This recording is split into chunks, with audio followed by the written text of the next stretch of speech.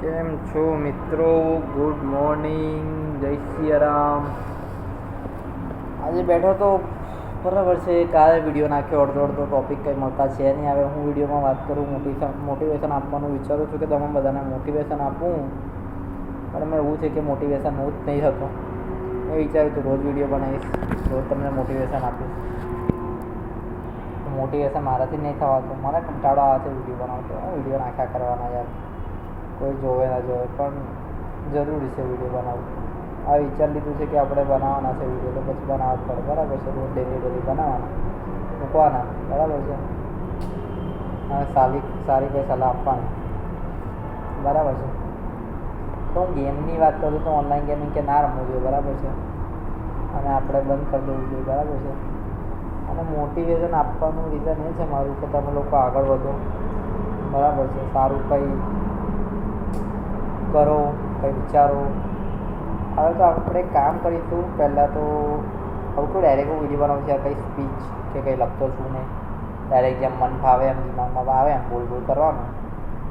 કામનું વગર કામ, અને એવું આપણે કરીએ નહીં. આપણે હવેથી કામ કરીશું. મોટિવેશનના પહેલાં આપણે સ્પીચ તૈયાર કરીશું, પછી વિચારીશું કે શું બોલવું જોઈએ, શું કોઈ ના બોલવું જોઈએ. એ રીતે મોટિવેટ કરીશ. બરાબર છે? મારું જીવન ચાલી રહ્યું છે હમણાં એ રીતે, આખો દિવસ જોબમાં, ખાવાના ઠેકાણા, કશાના ઠેકાણા નહીં. અને મારે બનાવી છે બોડી.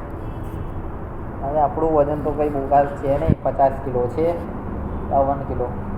એક ટાઈમ પર હતું 60 કિલો હતી બોડી, પણ જ્યાંના નોકરી ધંધા લાગી ગયા છે ત્યાંની બોડી ઉતરી ગઈ છે. એ ટાઈમ પર કેવું હતું, બાપના પૈસા લે, PL એવું હતું. તો ખા કરતો તો, જીમ જતો તો, બોડી બનાવી લીધેલી હોય. પછી જ્યારે પોતાના પર આવ્યું કામ કરવાનું અને બધું કરવાનું, ત્યારે ભાઈની બોડી ઉતરી ગઈ. અને ઉતરી પાછી બનાવવાનું બહુ અઘરું પડે છે. પણ આ વિચાર્યું છે જે છે આ બોડી તમે જોઈ શકો છો. બરાબર છે? વધારે નહીં, આપણે થોડું વર્કિંગમાં લાવીશું.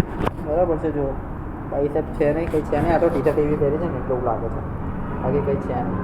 હજુ આ પેટને બધું નીકળી ગયું છે, બધું અંદર નાખીશું. આપણે બોડી બનાવીશું. બરાબર છે? તમારો ભાઈ આ બોડી બનાવવાનું ચાલુ કરવાનું છે.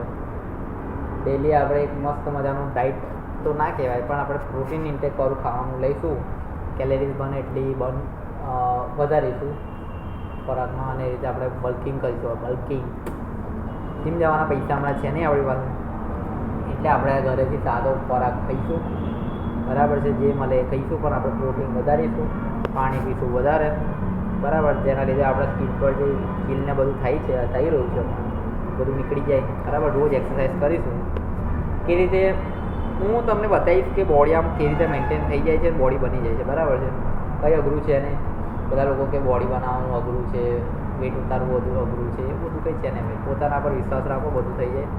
બરાબર? એટલે તમારો ભાઈ બનાવશે હવે થોડા ટાઈમમાં બોડી. બરાબર છે? હું વેટ બી તમને બતાવીશ કે આટલો વેટ છે, પછી આટલો વેટ કરીએ આપણે.